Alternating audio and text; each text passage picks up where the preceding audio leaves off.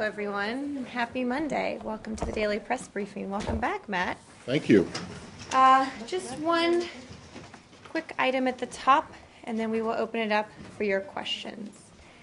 On Russia, we are deeply concerned about the sentences handed down to 4 more Russian protesters who participated in the Bolotnaya Square demonstrations in Moscow in May 2012. 2 individuals have been sentenced to 3.5 years, another to 2.5 years, and a 4th received a suspended sentence. These verdicts follow those of 2 other individuals accused of organizing the protests last month. These politically minded trials have been marked by a lack of due process, and arrests of other participants continue more than 2 years after the demonstrations. We call on the Russian government to stop punishing the Russian people for exercising their constitutionally guaranteed freedoms of speech and assembly. The Russian people deserve a government that values the contributions of all its citizens, that cultivates an open marketplace of ideas, and that respects universal rights and fundamental freedoms. And with that, would you like to make a prediction on what kind of impact you think your statement is going to have in Russia? That's okay. No? Okay.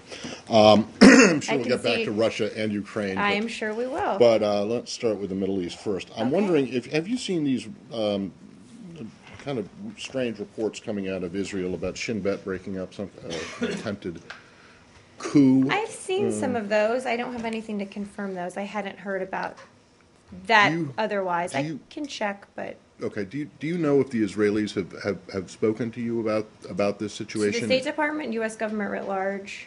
Yeah. All I of mean, the to above? the embassy, to yeah, I think this people was in this just building? happening. Let me check on that. Because it seems if the reports, and I have no reason to doubt the reports, but if they're correct, that that Turkey was playing some kind of a at least semi-significant role in this. I'm not sure we can confirm those reports at this point. All right. So I'll check with our team. So I'm interested in. Saeed. I'm not done. He wants to know what you're asking about. I don't think he's seen the reports. So what I'm interested in is what you know, what the Israelis have told you. Do you put any credence in the report? Do you think this was a serious threat to Abbas, that kind of thing? I'll check on that. Okay. There were some press reports, Saeed, that the Shin Bet had possibly broken up some sort of movement against President Abbas in the PA, which we can't confirm. Okay. And then the ceasefire, as you know, is supposed to expire at 5. I'm wondering if you have any information on what's happening. We do. The parties continue to engage in indirect negotiations on key issues pertaining to Gaza, mediated by the Egyptians. We hope they can reach an agreement today and move to a sustainable ceasefire. If this is not possible, as we've said, we hope that they can agree to an extension to the temporary ceasefire. We have been having conversations, as you know, at a variety of levels to see if we can get some motion here. Again, time is of the essence, and we hope they can agree to one of those 2 things today. Do you have any idea, any indication as to what direction things are moving in? I don't have any sort of analysis of what's happening on the ground. Again, we know time is running short here and hope they can agree to something. And I'm sure we'll talk about it much more tomorrow. Prime Minister Netanyahu already said that Israel will retaliate if there is rockets coming from Gaza. Do you think that this is anti the spirit of the ceasefire now, since they're trying to reach it in a few hours? Well, that's not a new statement. And I think it's a fairly common sense statement that if rockets are fired at Israel, they have a responsibility to defend themselves. But again, the parties are engaged and seeing if they can get some sort of extension in place, and that's what we think needs to happen. So what role are you playing, and on what level that you are represented in Cairo? Well, Mr. Lowenstein is back in the United States. Travel update on Frank for everyone. The Secretary and our senior leadership in Cairo, Tel Aviv, and Jerusalem remain engaged with the parties. We continue to monitor progress and advise in areas where the U.S. can be helpful. We've been doing this throughout, but that's who's been engaged in it today. The Secretary over the weekend spoke with Israeli Prime Minister Netanyahu and other officials as well on this issue. Did he speak also with President Abbas? Not to my knowledge, Saeed. I know last week he spoke with some PA officials, but again, our officials on the ground remain deeply engaged, including C.G. Ratney, Ambassador Shapiro, and our folks in Cairo. Now, since this is really the 11th hour in the negotiations, who is taking the lead Well, the Egyptians. From your side. Well, this From the isn't American about side. who's taking the lead on the American side. This is about the Egyptians mediating a process with the different parties to see if they can agree to something. This is not a U.S.-led negotiation. As I said, we are monitoring progress and advising in areas where we can be helpful. The secretary, obviously, is the one at the most senior leader engaged on this and has been throughout the weekend. Now, if they don't arrive at some sort of an agreement, are you likely to call on both sides to refrain, to maintain the ceasefire in place, or at least some sort of a quiet? Well, certainly, yes, that's our goal. Yes. On the ceasefire, is there any U.S. intention to refer the ceasefire agreement or the ceasefire issue to the UN Security Council? I know that's a question I've gotten here a number of times and just don't have any predictions to make about what this might look like if we can get to a sustainable ceasefire. Anything else on this? In case they're not able to reach an agreement on the ceasefire, Well, will you refer this? I don't have any predictions to make for you about the process going forward. Yes, Matt. Last week, I think it was Thursday, there was a somewhat extended discussion in this room about the military transfers to Israel. Yes, there And was. You missed so- that. Yes, I did, sadly. But now I'm here for the. Sadly, on both Now I'm here sides for the encore. There were a couple questions I think that you said that you would take. Uh-huh. Did you get answers to those? And if you did and put them out, the answers, I apologize. We because I didn't. missed No, them. no, we didn't put out any official taken questions on this. Just to step back for a second, as we said last Thursday, and then if there are questions I'm not answering, please do follow up. Because of the ongoing crisis in Gaza, we, as an administration, as a whole of administration, are taking additional care to look at arms as we're providing them to the Israelis. Obviously, we have continued to move forward. There's been absolutely no change in policy in terms of the fact that we want to provide these. We've provided additional funding for Iron Dome just last week or the week before. I guess it was signed by the president. So there's additional care. That means a few additional steps and looking at it a little closer. But to reiterate, there's been no change in policy, and I think that was one of the key questions. It's not, when we talk about a hold being put on things, that's a technical term that we've seen in other situations like Egypt where the process stops. That's not the case here. The process is moving forward. It's just a little more extended. What can you be more specific about what additional care means? Well, it's additional discussions at the policy level across the administration. The folks who look at these are looking at them a few more times, I guess, than in a non-crisis situation. But I'm not going to outline specifics for what the process looks like. Is there often there's a presumption of approval or a presumption of denial when it comes for arms transfer, not to Israel, but just in general. Is there any kind of There's is been there a no change presumption? in how we look at these things. All right. There's just additional steps in the process, but I wanted to make clear, I know there's been some confusion about what hold means and in this context. How much time does the additional care add to the process of approval or denial? So far it's been a few days, I would say, but I can check on specifics, Matt. I think you were asked something about a shipment of Hellfire missiles. Did you get an answer to that? Well, we generally don't talk about specific deliveries after they're requested and before they're delivered, but I will say that things that have been requested from Israel we're taking a little bit of additional care now, given the situation, and if there were a request for such missiles, that would fall under that. All right. Oh, it would.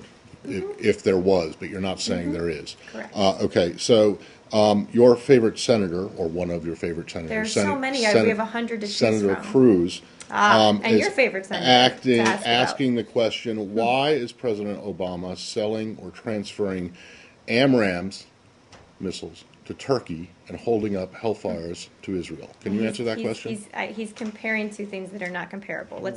I'm responding. Let's take a step back. First, we have an unprecedented security relationship with Israel, and this administration has, across the board, provided more funding for Israel's security than any in history, period, which I think is an important point to make here when you look at the overall security relationship we have with Israel, including, as I said, recently providing an additional $225 million in Iron Dome funding. So that relationship is ongoing, and as I said, there's not been a policy decision to stop that. We're just taking extra care to look at these shipments as they come up in the policy process. Turkey is also a NATO ally.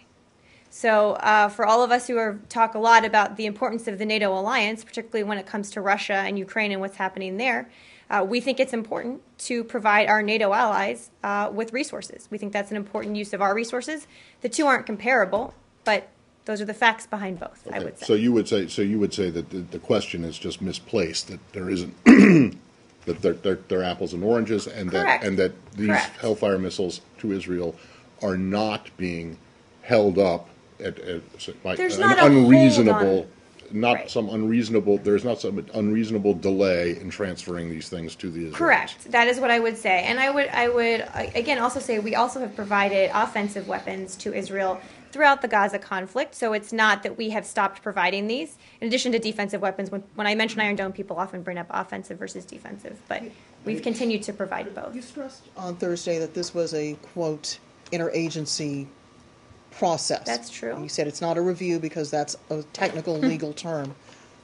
Does anyone from any of the particular buildings involved have veto power over whether this weapon or that weapon is transferred to the Israeli military? I can check. I don't know how the process specifically works 'Cause at it's sort of- that granularity. yeah, because it begs the question then, because of a relationship that had been handled on a DOD to MOD level, why bring well, in? that's not entirely true. It's Well, a relationship. that's what the Pentagon has told Well, us repeatedly. So There is a right. military-to-military relationship, Right, but there is also a relationship, obviously, with foreign military financing and foreign military sales that this department plays a huge role in. And of course, the White House sets overall administration priorities, and they put funding Israel's security at the very top of those priorities. But we're so talking- again, this isn't just a very small piece of the relationship. It's an overall security relationship with Israel that is not just the Pentagon. But we're not talking about the purchase of F-16s. What we're talking about is the transfer of, for lack of a better expression, low-level but still lethal weapons. I don't that think can- that Hellfire can- missiles are low yeah, level. I would that's- strongly disagree with that notion. But when we talk about body armor, when we talk about ammunition, when we talk about tear gas, those are things that I would imagine that the NSC has better things to worry about than worrying about that sort of transfer, and that's why it's been done on this bureaucratic level.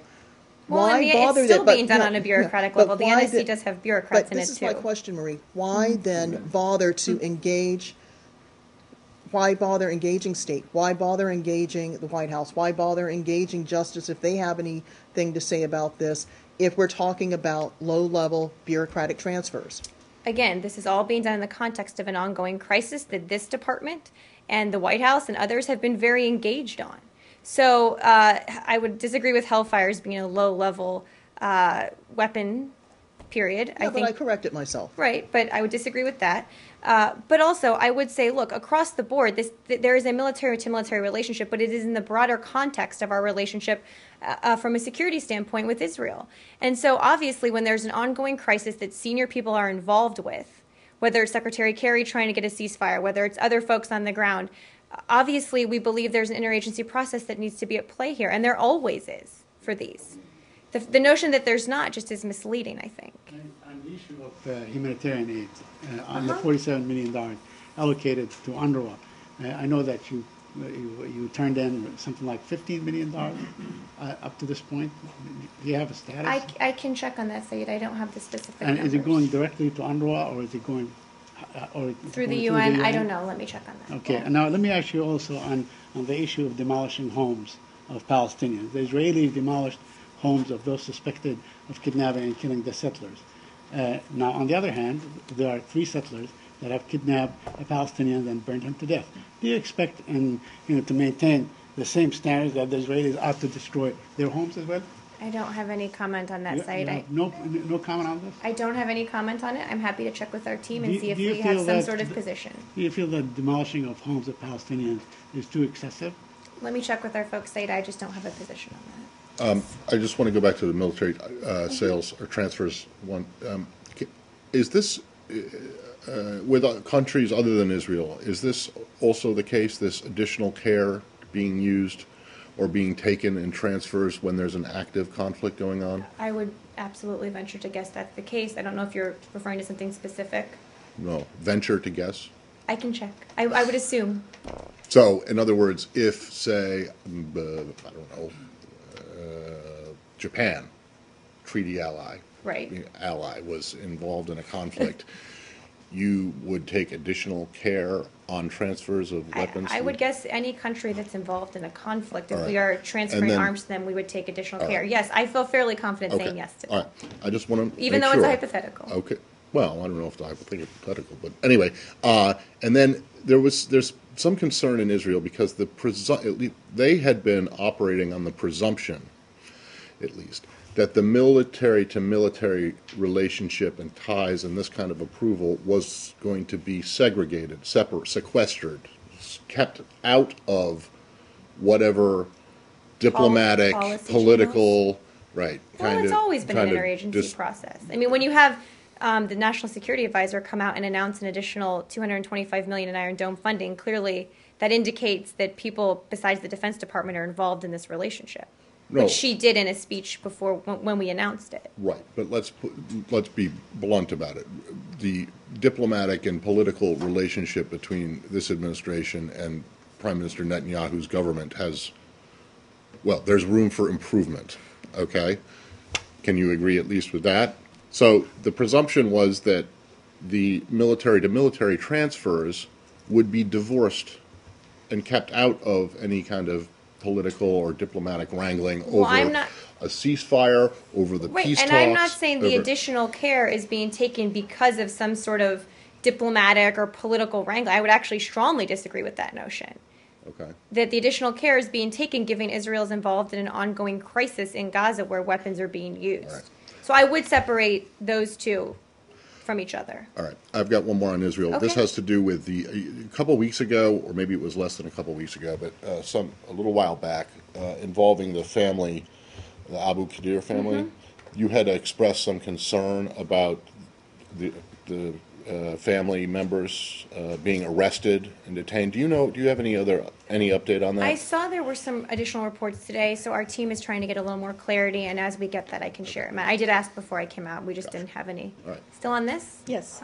Going back to the weapons issue, can you just remind us of what mechanism that you have with Israel in particular regarding using weapons against civilian population, and whether the standard is applied also to other countries like Egypt or Bahrain or other countries in the Middle East, or do you see Israel as you have a special relationship with? Well, we certainly have a special relationship with Israel, which we've talked about many times. But we've also said many times during the Gaza conflict, I've said it myself, that Israel needs to take more care to protect civilian casualties and they need to take additional steps. So we've been very clear publicly and privately about our concerns during this conflict.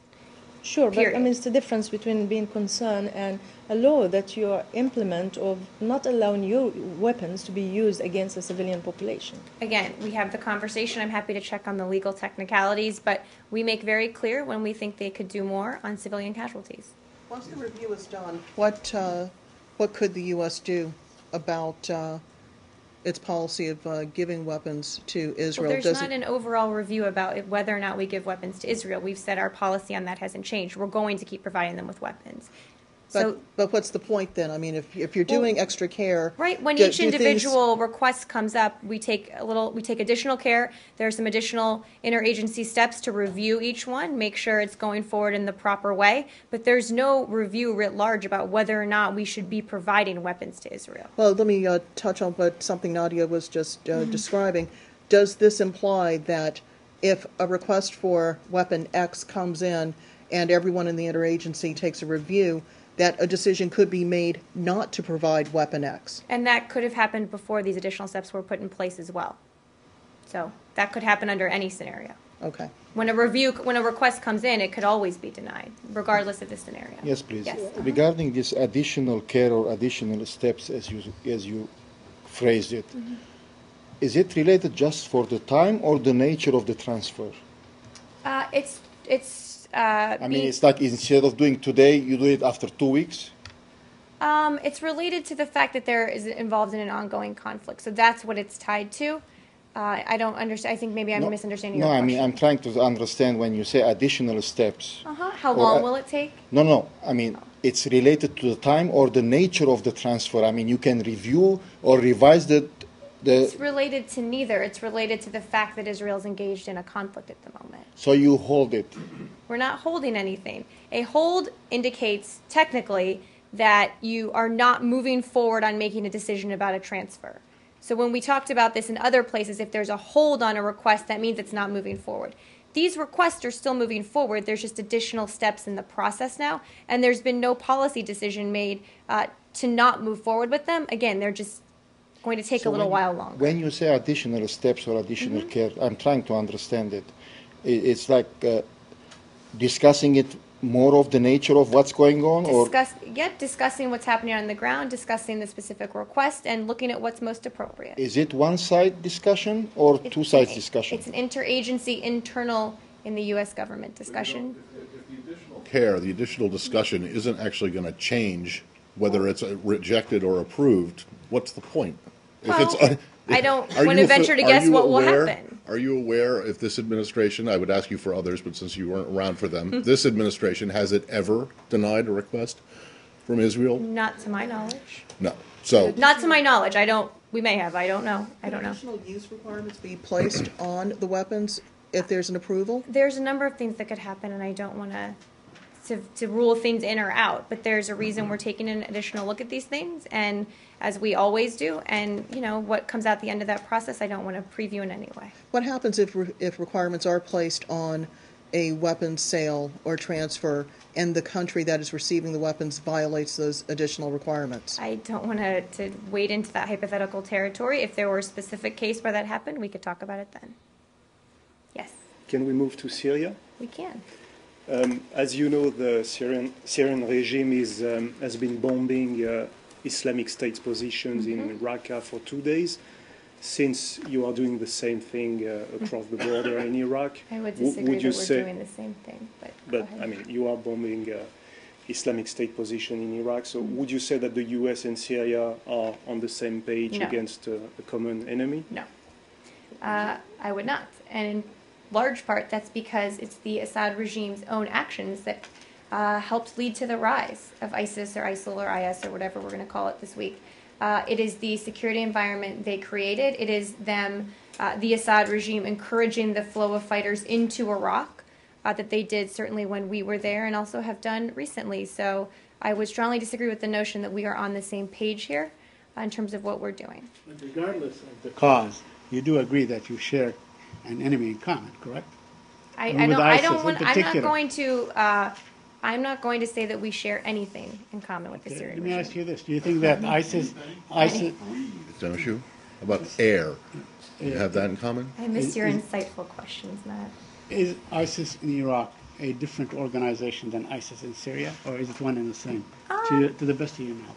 They're an organization, it's my understanding, with the same leadership in general. Obviously, there's different parts of it on the ground operating in different places, but under the general same umbrella of this group, yes, it's my understanding. So if you bomb them in Iraq and the Syrian regime bombs them in Syria, you're bombing the same organization. Well, right? that's a little too simplistic, Saeed. The reason that they were able to flourish and grow so strong is because of the Assad regime, who enabled them to grow in the security environment and indeed fostered their growth throughout many years. So I think that, I don't concede the point that we're on the same page here in any way. So the U.S. doesn't welcome what the Syrian regime is doing in Syria against the Islamic State. Again, I think I'm probably going to avoid welcoming that. But look, ISIS is a very serious threat. We want, setting aside what we're trying to do in Iraq, which is a little separate, and we can talk about that in a second. We need long-term to take out ISIS's leadership, to degrade their operational capabilities, to cut off their financing sources, to go after them in a comprehensive way, to cut off their ability to do the things we've seen them do. So, look, if we can help take their leaders off the battlefield, fine. But the picture in Syria is much more complicated than that. And again, while it's, I guess, fine that the Syrian regime is taking out ISIS, the reason they were able to go so strong is because of what the Syrian regime has done. Of course, there are also people who say that the reason they were able to go so strong, in addition to the Assad regime, is the fact that the United States and its partners were so slow on the upkeep, or inactive at all, in arming the moderate rebels. Well, I would You disagree, would disagree with that? I would, of course, strongly disagree with that. Even though that's the position held by the former ambassador. I would to disagree. Syria. Look, I would disagree. Fred Hoff, others. I would disagree with that notion. We have consistently increased our support to the moderate opposition, and I think it is important to remember that in Syria, particularly early on in the conflict, there were a lot of these guys all mixed up together. We are very specific when we vet who we give assistance to and how we do that, because what we don't want is to rush to give assistance that somehow then ends up with ISIS. I've got one more Syria question. Okay. It's, I believe that last week, or just a few days ago, was the anniversary of Austin Tice It going was. Missing. Do you have any I had any something. information, any updates on his situation? I don't think I have any updates. I'm sorry, I had something last week and I may have taken it out. I can check and see if I still have it. Let me look quickly for that, and if I don't, the bottom line is I don't believe we have any updates. Obviously, remain very concerned. Let me see if I still have it in here, and if not, we will get that to you after the briefing. Let me see. And then are we moving on to something else after this? I don't think I have it in here anymore. Matt, we'll get it to you after the briefing, okay? Okay. Sorry about that. That's all It right. was last week, is the anniversary. Stay on Syria. Uh-huh. The Syrian coalition has asked actually the United States to bomb ISIS positions in Syria. So people, what Well, do you the respond? operational But what do you picture is a lot respond when- different in Syria. Sure, if they say you're bombing in Iraq, but they don't recognize the geographical border, why can you go? Okay, if well, they ask you officially to bomb Let's talk them? about the difference here. First, in Iraq, we have a government that has asked for our help and asked for our support and welcomed us in. That obviously is not the case in Syria. Even if the moderate opposition is asking, I would remind people that the Syrian government does still maintain some level of anti-aircraft capabilities. It's a very different operating picture. It would require very different things.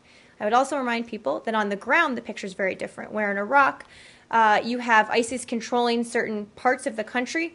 There are more clearly drawn battle lines where you can push them back from. In Syria, you have the regime, you have ISIS, you have Nusra, and you have the moderate opposition, all mixed up with civilians who aren't a member of any of those things, many times operating in much more densely populated, closer areas where there aren't delineated battle lines. So the notion that it's the same operational picture on the ground in Syria as is in Iraq is just completely different. We've thought for some time, for a long time in fact, that the best way to help fight the regime, but also ISIS and Nusra, is to increasingly support the moderate opposition. That's how we felt we could best provide support, given the different nature of the situation on the ground. Do you envision any scenario under which the United States would bomb ISIS locations in Syria? I don't want to venture to guess at that. Marie, but you have recognized the coalition as a legitimate representative to We the Syrian have, people. but that doesn't change the fact that in Iraq you have a government that is asking us to intervene and take actions, where in Syria there's a very hostile government which does maintain some capabilities that it would just be a very different kind of mission and operating picture, which is why we've judged that the best way we can help is through supporting the moderate opposition. Yes, Lucas? Is the United States and the Assad regime bombing the same organization? Well, I think that's what Saeed asked, and I said, well, we may be looking at some of the same targets. I think the fact that, or targets from the same group, the fact that the Assad regime has allowed ISIS to flourish and grow in the way it has is really one of the main reasons they have grown so strong. But you're not calling on the Assad regime to stop attacking these positions? I'm are calling you? on the Assad regime to stop attacking any of its own people. Including ISIS? It's more complicated than that. Look, we believe that ISIS needs to be taken out. We believe that its leadership needs to be degraded. Its funding needs to be cut off. It's a little more complicated than that, but I don't want to give the Assad regime credit for that. Would the United States government be against Hezbollah attacking ISIS units? I'm not going to venture to address that hypothetical. But wouldn't a comprehensive approach to ISIL, IS, including what you talked about, degrading the leadership, going after, wouldn't that doesn't that ultimately have to include going after them in Syria, regardless of who does it? Well, yes, but the question of who does it is sort of the key, and how you do it is the You key want question. the moderate.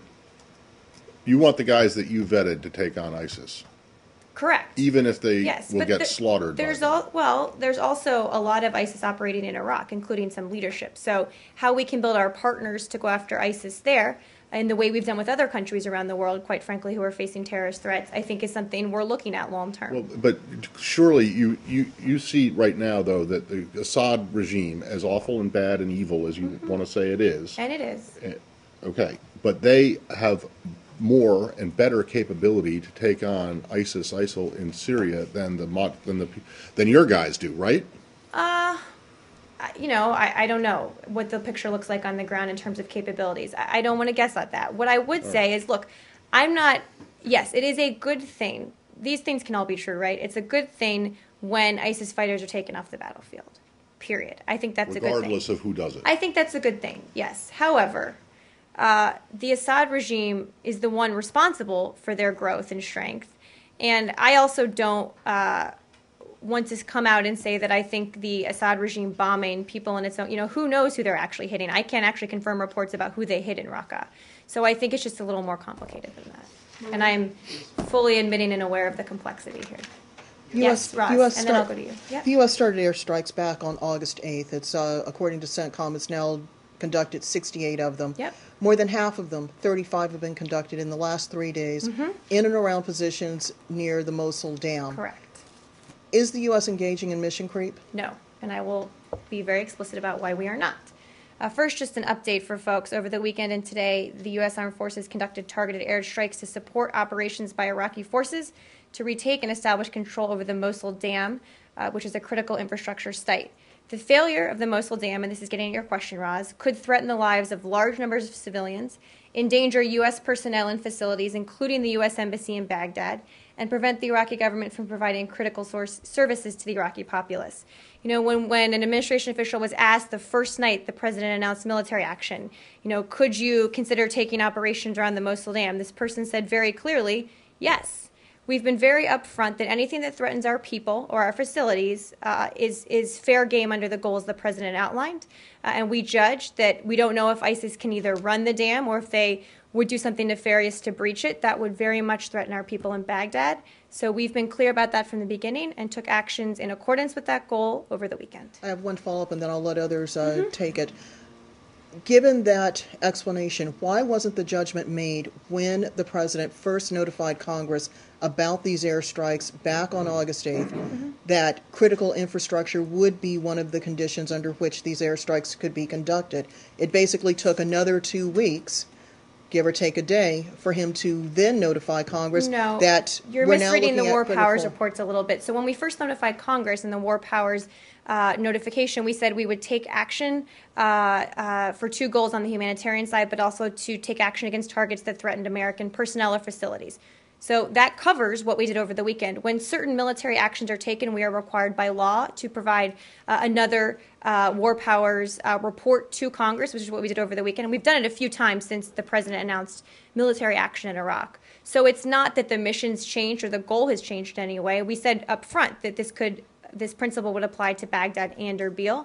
But when certain actions are taken, we provide additional reports to Congress. So is it safe to assume that these military strikes are going to stop at the dam and they're not going to go further to Mosul itself? Well, the president has said we maintain the capability to strike at the time and place of our choosing if we feel our people, our personnel, our facilities are threatened. So what that might look like in the future, I don't know, and I certainly wouldn't outline military actions before they're taken from the podium.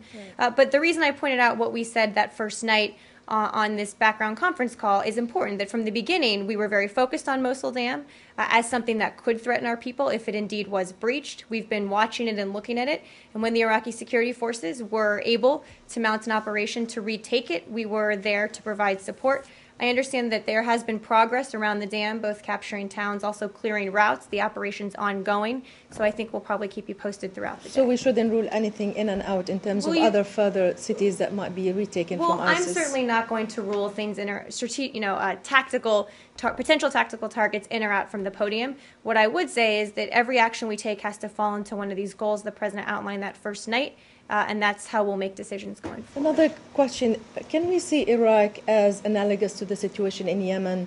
What I meant by that is that the government has requested help, and you will help by targeted ISIS, just like you targeted Al-Qaeda in Yemen, and it will be a same situation, but it will be continuous. So it's not going to be just a few weeks, but maybe a month or maybe years. Well, it's not it's an interesting comparison, and I mentioned Yemen, I think, in Wednesday or Thursday's briefing last week. As a country, we work very closely on with counterterrorism operations to try and go after a group over the long term. So from that respect, I think there are some useful comparisons.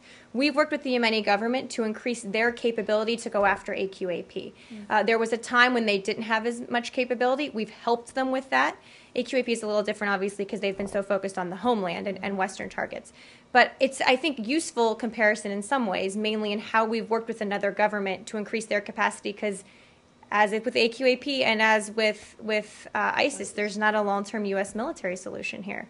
So I think that's the kind of conversation we'll be having with the Iraqis, particularly after they get this new government up and running, which I think the Prime Minister-designate came out today and said he would name a new government within 15 days, which would be a very, very good thing. Okay. Yes. Also on Iraq.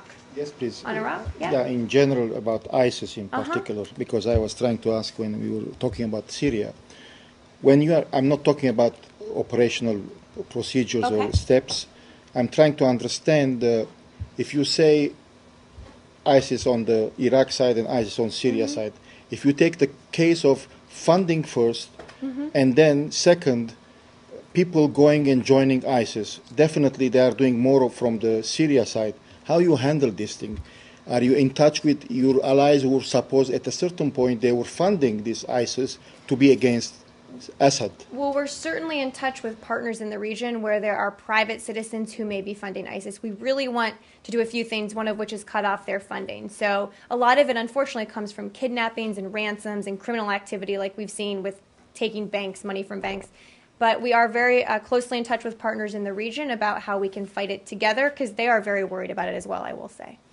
By regarding the members of the ISIS, that they are moving, mainly are joining from Syria side, are you handling how they are handled?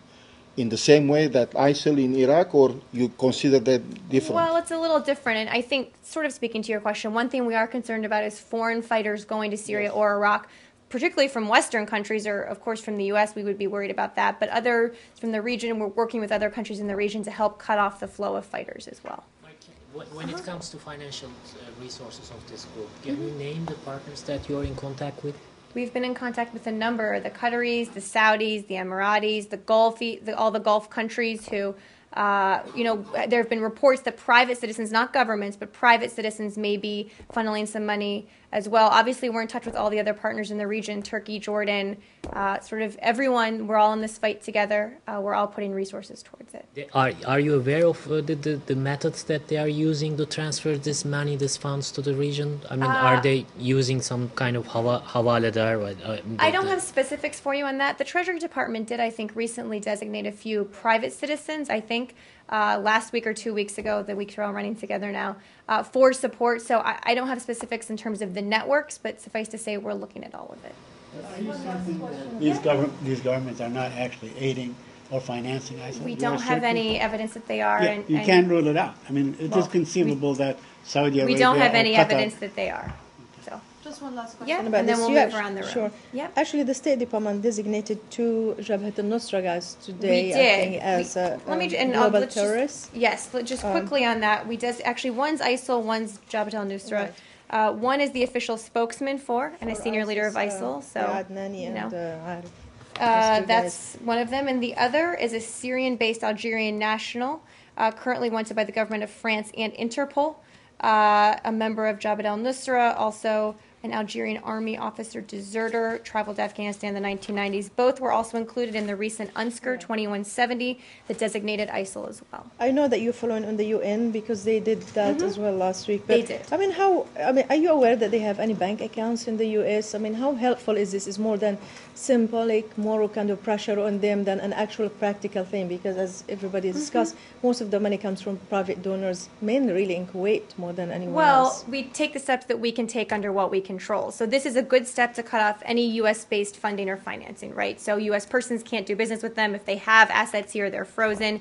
So that's what we have control of, but this is certainly not all that needs to be done and not all that we're working on. Because you're right, I don't think a large or any really majority of their funding comes from the U.S., but if we can cut off any funding, that's a good thing. And that's what we're focused on, and it is in conjunction with this UN action. Are you concerned at all about the precedent of designating a spokesperson I- to be I may have made that same global comment. terrorist? I may have made that same comment earlier today when I first heard about the designation. In So jest. yes or no? You're not concerned about I the would say we're president? probably very different kinds of spokespeople. Yes, let's go around the room. Thank you. Human rights issues. And it is reported that there's 11 North Korean defectors in Myanmar right now. And Chinese government will send these defectors back to the North Korea. What is your comment? Well, we urge all countries in the region, including China, to cooperate in the protection of North Korean refugees and asylum seekers within their territories. As you know, we remain deeply concerned about the human rights situation in North Korea and the treatment of North Korean refugees and asylum seekers in cases where they are forcibly repatriated back to North Korea. So we'll keep working with other countries in the region, also with international organizations, to protect North Korean refugees and find durable solutions for them. Do you pressure to Chinese government willing to use? Well, we've worked with all countries in the region, making very clear what I just said, that they need, we're concerned about the situation if these refugees are sent back, and we're trying to find durable solutions. You're welcome, yes. Can I stay on North Korea? Oh, wait, yeah, we'll stay on North Korea and then we'll go around. Yeah, just a couple, sorry. The North Koreans have launched a few threats at the U.S. government and South Korea over military drills that began today. Do you have any response? I hadn't seen those specific threats, but we've been very clear that we work very closely with our South Korean allies. We are very steadfast in our defense of their security. We have long planned exercises, many of them annual, that happen every year and are done in a very transparent manner. So without having seen these specific threats, that would be my general comment. I'm happy to see if there's more we can say. And then in the realm of sports diplomacy, there's a Japanese member of parliament who's also a former wrestler who's planning to convene a big wrestling match in Pyongyang. Oh, really? I yeah, haven't at the seen end of that. this month. Are you supportive of such Let me check on idea? that. I haven't seen that. And specifically, if you would support U.S. athletes participating in this, because there's talk of that happening as well. I can check. I would guess we would not, given the very severe travel restrictions we have in place. But let me check on that. I thought there was going to be another Dennis Rodman question, but go ahead. Yes. India? Yes. The Indian government today called off secretary-level talks with Pakistan, which was scheduled for August 25th. Mm-hmm. They gave two reasons. One is renewed incidents at the border and the Pakistani High Commissioner Abdul Basit's meetings with separatists. And what is the U.S. take on that? It is unfortunate that planned talks between India and Pakistan have fallen through. We continue to support efforts by India and Pakistan to improve all aspects of their bilateral relations, and that is a position we will continue making clear to both parties here. But while cancelling these talks today, the Indians said that Pakistan has to choose between, Islamabad has to choose between talks with Delhi or with the separatist leaders in Jammu and Kashmir. So, do you think that the Pakistani government is being, pressurized by these separatist groups, the terrorist organizations on their soil? Well, I don't have much analysis to do of what was said publicly. I think irrespective of why either side says the talks were canceled or why, in fact, they were canceled, what matters now is that both sides take steps to improve their bilateral relations. We've been very clear about that directly in conversations with both. Have you, anybody from this building has reached out to Delhi or Islamabad? Since they were canceled? Yes. I would guess our folks on the ground have, but let me check and see if there are specifics for you. I don't believe the secretary has. Yes, behind you, yes. Can you do Egypt? Oh, wait, are you on the same topic? Yeah. Okay, and then we'll go to you on Egypt. Do you see this cancelling of talks as a setback to peace process in Pakistan? Well, go ahead. No, sorry. We do think it's unfortunate that the planned talks have fallen through. And look, as I said in response to the previous question, irrespective of why, what needs to happen now is both sides need to take steps to improve their relationship. We know there are a lot of issues on the table. There's a lot of emotions involved here, but as there are many issues, but what we think needs to happen now, again, is additional steps. Also, does it indicate to the deeper question of Kashmir dispute? Well, our policy on Kashmir hasn't changed. We continue to believe that the pace and the scope and character of any discussions on Kashmir are for India and Pakistan to determine between them. that hasn't changed, and that I think will remain our position going forward. What do you think on a technical way that Pakistani High Commissioner meets the separatist leaders in both are today democracies, and we all know how functioning both are. So what is the U.S. take on such meetings? I don't know the answer to that. Let me check with our team and see if we have a position on that for you. And let's go behind you to Egypt. Thank you. You're welcome. The Human Rights Watch report to which you reacted last week. So what is Sisi now? Is he a democratic transition leader, a criminal, a counterterrorism ally of the United States? What specifically? Well, as I said last week, we are deeply disturbed by the findings of the Human Rights Watch report. We have reported our own account of last year's violence in the State Department's Human Rights report that we released this year. It was released in February, I believe. And we've made very clear from this podium and from the President on down our concerns. So we, at the same time, have a strategic relationship with Egypt that is ongoing. But what that means is when we have places where we have overlapping strategic interests, like counterterrorism in the Sinai, we will work together. When we have concerns about what they've done, things they've done, we will say so publicly and clearly and also privately. So it is a long-standing relationship, but one where when we disagree, we are very clear about that, and this is certainly one of those cases. Is Sisi to you still leading the democratic transition? He is. Now, look, they have a long way to go, and there's a reason we haven't certified some of the assistance that is particularly in the bucket about democratic transition. So clearly we believe there's much more work that needs to be done here. But again, he was elected and is continuing on this transition, but we will say very clearly when he needs to take more steps, which we have said. And when you talk about long-term strategy, does that mean that you are working on the assumption that Sisi and his regime are here to stay, or you approaching Egypt with an open mind that it could still be subject to further tumult? Well, I think we know this process is not going to be without complications. That's what we've seen, and transitions like this take generations and are hard and are not without serious bumps in the road often. So we certainly know that this was never going to be smooth and don't expect that. What we expect is the process that's laid out by Egypt's constitution, that is laid out for how Egypt should be governed, is adhered to, and that the government should take additional steps to allow for dissent, to allow for people to come out in the streets and make their voices heard if they're doing so peacefully. These are principles we think are very important, and we will continue pressing. We also continue pressing for the release of journalists and other politically motivated arrest of for politically motivated reasons. Excuse me there, I tripped over that a little bit. But we will continue pressing those as well. Those are very important principles as part of this relationship. And when the Egyptians say that they have their own terrorism concerns inside of Egypt, do you still find the Egyptians as useful as they were under Mubarak regionally and globally, or you think they're less useful to you now in counterterrorism? Well, a few points. First, in terms of regionally, they are playing an absolutely critical role right now in these ceasefire talks.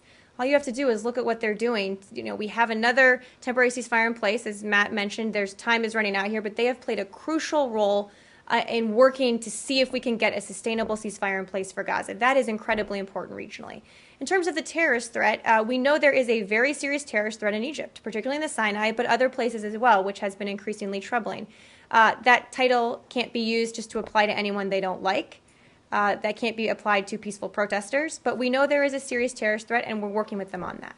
And just finally, since you mentioned Hamas, the war of words between the Israelis and the Qataris, each country calling the other a terrorist or terrorist supporter. What is your position on the Qataris specifically? Do you share the Israeli position that they're supporting terrorism and Hamas, or do you have a different view? Well, we work very closely with the Qataris on these issues. The Secretary last spoke to Foreign Minister Al-Attiyah on Thursday. They play a key role in trying to get Hamas to a ceasefire, which is important. And we believe that you have to have parties at the table who have leverage over groups like Hamas, because you can't have a ceasefire with just one party. So we have worked very closely with the Qataris on this. The Qataris supporters of terrorism in your eyes as the U.S. government? Look, what I will say about the Qataris, our position on Hamas is very clear. We believe they're a terrorist organization, period. That hasn't changed. But we need countries that have leverage over the leaders of Hamas who can help get a ceasefire in place. And Qatar certainly plays that role and has played a constructive role in helping to put in place the ceasefires we've had, which are in the long-term security interest of not just the Palestinians, but the Israelis as well. Do you see the Qataris as partners or allies? They're certainly a key partner here in what we're doing, and that's been very clear throughout this process. Yes, Matt, Well, and then we'll you go. said that the Human Rights Watch report comported with what your own Human Rights report had We found? said we reported our own account of last year's violence in our human Yeah. rights report. I Would don't know you- if would they're you say exactly they roughly, one-to-one. They but- roughly agree? I'm just wondering. Well, mean, I it don't know if sounds we as- would use all the words that the Human Rights Watch report used, but in general, our accounting of what happened is that it was a very, very bad situation. So this Human Rights Watch report is okay. You don't have a problem with the We sources or methodology or We anything like evaluate that? each report as it's done individually and Right. make our own policy assessments on each one individually. So So- which one are you going to compare it to? Well, I wish I could guess right now. So many. Gaza, West Bank. Is there a question? Well, I'm just wondering what makes this Or report just so. musings of Matt, which I did No, miss. I will which- say I did miss them. I'm just wondering what makes this report so credible, and that it's reports that are critical of your friends in Israel not credible, and that you don't We look accept. at each report individually. It's Period. pretty amazing how they all come down and.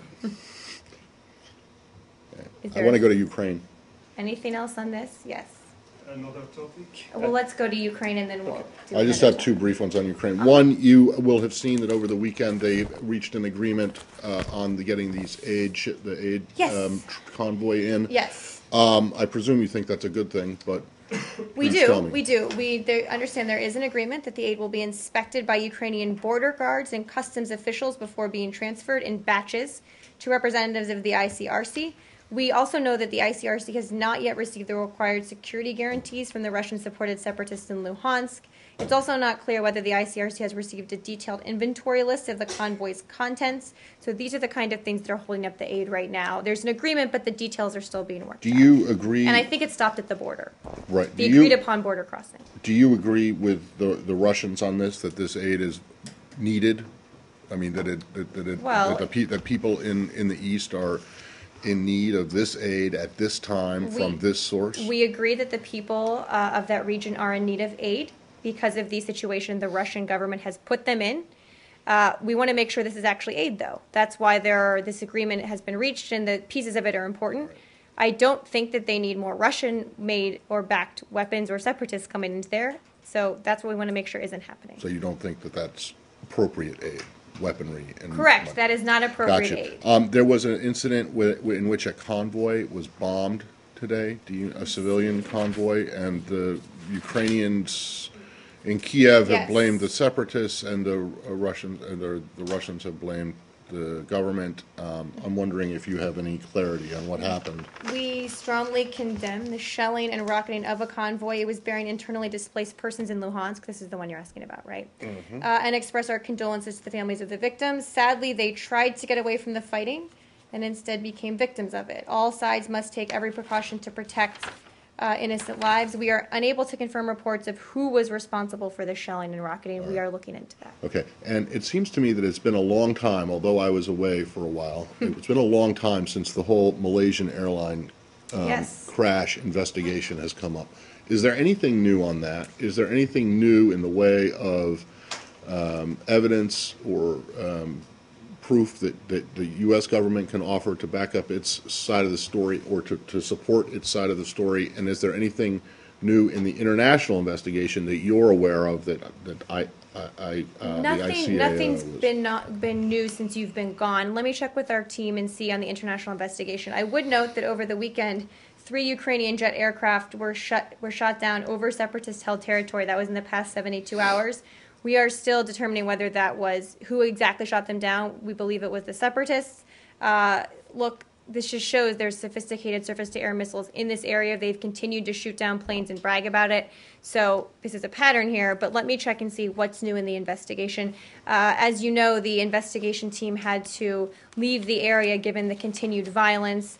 They were unable to do much of their work given the separatists were not allowing them to do it, which again I think speaks to some culpability. But let me check and see where the investigation is. I'm sorry, you said that you're not sure who. I mean, who else would it have been? Or whether it was With actually the from the Russians? Russian side. Right. But We are, you think it was either or? Oh, correct. It yes. certainly wasn't the Ukrainian It government. certainly was shooting not it the down its Ukrainian own government. planes. Correct. Yes, I did not mean to make that And unclear. is there anyone? Is it your understanding that anyone, or does anyone else, to the best of your knowledge, have surface-to-air missiles in that area other than Kiev, Russia on their side of the border, and the separatists? No, and in the area we're talking about for many of these, and I can check on this specifically, Kiev doesn't have multiple rocket launchers But in that area either. There's only a choice of 3 people Correct. or groups that could be responsible. And we right? have You nothing. don't think it could be anyone else? Correct. No. Yeah. There were also reports that the military convoy crossing from Russia into Ukraine was struck. Do you have any information on that? Yeah, and this was something we had a little bit on Friday, talked about a little bit. We are working to gather more information regarding the Ukrainian reports that their security forces disabled vehicles in a Russian military column inside Ukraine. We, at this time, still, as we said on Friday, cannot confirm these reports. We are working to gather that information. Of course, at the same time, reiterate our concern about repeated Russian and Russian-supported incursions into Ukraine, but can't confirm those specific reports. Yes? Libya? Uh-huh. Is the State Department aware of reports that 2 Airbuses were stolen from an airport in Libya in the last few weeks? I was not. I'm happy to see if someone is. There's some reports that. What's that? No, it's There- It's in the reports. I'll but I check. don't know if I'll it's- check. I will check. I will check. And, Someone's aware of it. I'm not okay, aware of that's it. good. I will check. Apparently, AQIM is allegedly looking at some kind of 9/11 style attack on Morocco. I've seen some. Let me check on all of that, and I will see what I can get for you. On Libya, though, I will say I thought that's what you were going to ask about. Some people emailed me yesterday about these reports of airstrikes in Tripoli, and I just have a little bit on that, so I'll do that, and then if people have follow-ups. We're obviously aware of the reports. As Ambassador Jones has already conveyed to the Libyan government, the United States was not involved whatsoever in these events. There was a lot of rumor on Twitter last night, particularly, so I wanted to make that very clear. We continue to seek more information and cannot confirm any details at this time about who took these airstrikes. Obviously, as we've said, we strongly condemn the ongoing fighting and violence in and around Tripoli and across Libya, and urge all parties in the conflict to get to an immediate ceasefire and to begin a peaceful political dialogue. But I wanted to make sure we address the questions about possible U.S. involvement.